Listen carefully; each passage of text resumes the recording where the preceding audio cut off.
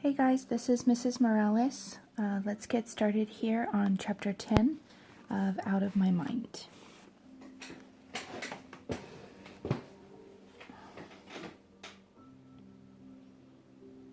we go. Penny wakes every morning asking for her doodle, a soft brown stuffed animal that might be a monkey or maybe a squirrel. It's so beat up nobody knows for sure what it really is. She drags it everywhere. Doodle, she cries, if it's been caught in her blankets.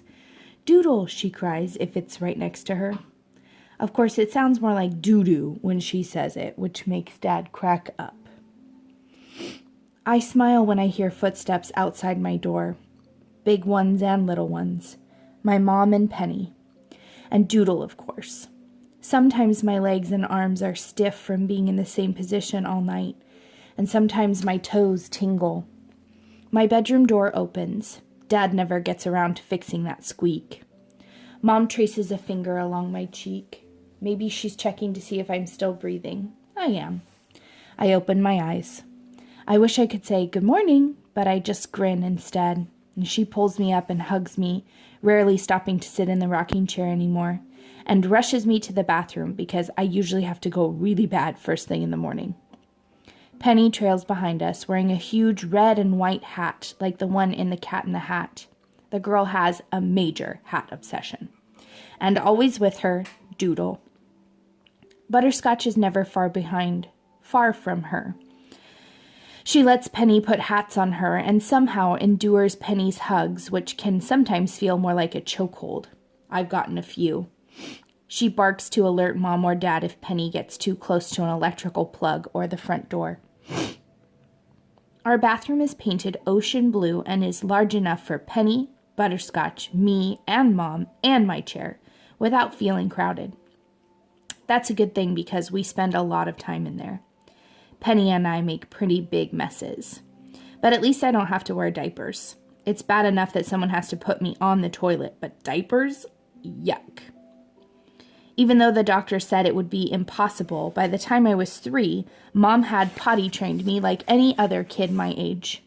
I hated sitting in dirty diapers, and she hated changing them. So I figured out a way to let her know I had to go, and she'd hustle me to the toilet. Mom and I can sometimes talk without words. I point to the ceiling and she somehow just knows whether I'm talking about the ceiling fan, the moon, or the dark spot where the rain leaked through during the last thunderstorm. She can tell if I'm sad and she can sense when I need a hug. She rubs my back and makes me relax when I'm tense and upset. She tells me dirty jokes when Dad isn't listening and we both crack up. One morning as she was getting me dressed for school, I pointed to her stomach, then covered my eyes as if the sight were too much to look at. It was shortly after Penny had been born, and she still had a good-sized baby bulge.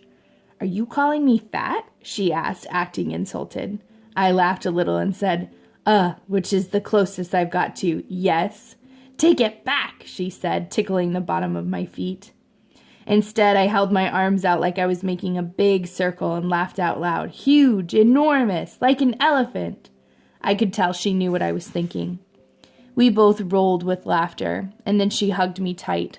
I wish I could tell her I loved her. Mom knows when I'm hungry or thirsty, and whether I need a glass of milk or just some water. She can tell if I'm really sick or simply faking it, because sometimes I do pretend I don't feel good just so I can stay home. She can tell what my temperature is just by feeling my forehead. She only uses the thermometer to prove she's right. I can tell stuff about what she is thinking, too. By the end of the day, after she's been at the hospital all day, then fixed dinner, then bathed Penny and me and put me in bed, I can tell she's kind of reached her max. She breathes hard. Her forehead is sweating. I sometimes reach out and touch her hand with mine. I can feel her calm down, and she'll trace her fingers along my cheek, just like she does in the morning, and give me a kiss goodnight. Every Saturday morning after I've been fed, Mom reads the newspaper while she has her coffee, and Penny smashes bananas on her high chair tray. Butterscotch doesn't like fruit, but he stays close by just in case somebody drops a piece of bacon. Mom's off on weekends, so she relaxes. She sometimes reads articles to me or tells me about the latest hurricane or uprising or explosion in the world. More fighting in the Middle East, she'll say. I've seen it on TV. Bombs and tears and faces of fear. There's a new Superman movie coming out, she reads as she shakes the newspaper flat. Maybe we can go catch a matinee. I love superheroes. I guess Superman is my favorite because he can fly. How great would that be? Mom reads me the comic pages too. I like Garfield.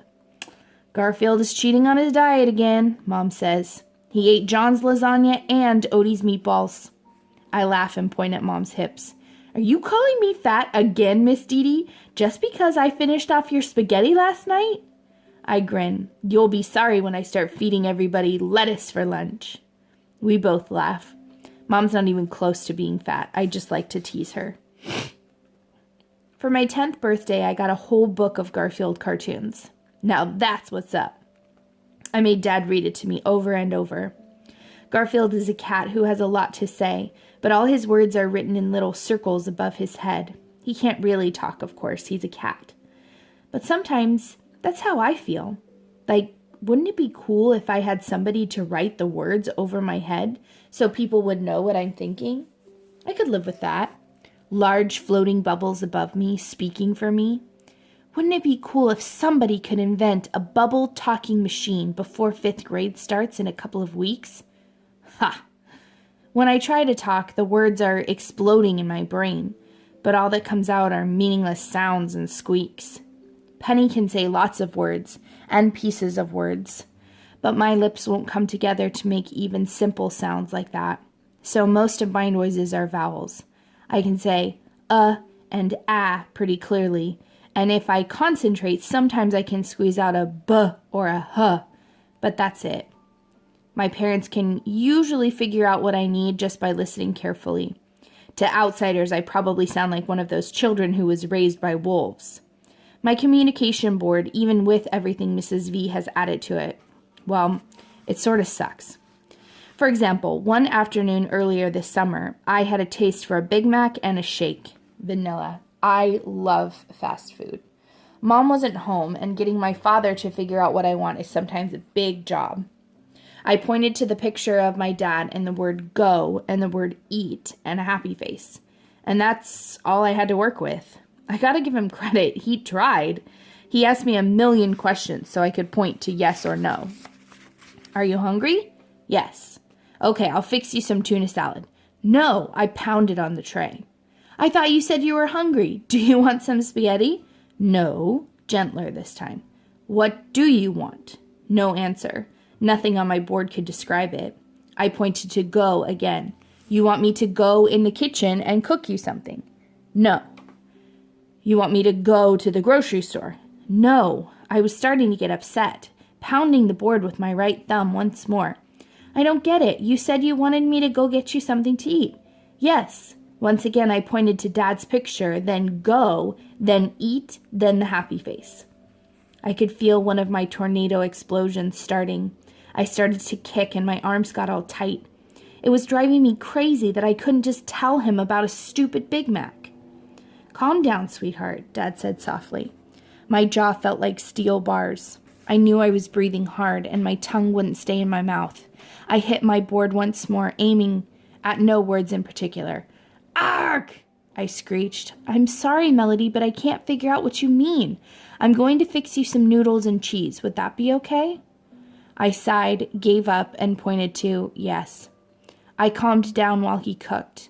The noodles were pretty good. A couple of weeks later, my dad and I were in the car, and we passed by a McDonald's. I screeched and kicked and pointed like Godzilla was coming down the street. Dad must have thought I was nuts. Finally, he said, "Would you like to stop and get a Big Mac and a shake for dinner tonight as a treat?" I shouted, "Ah!" as loud as I could, and kept on kicking with absolute delight as he pulled into the drive-thru.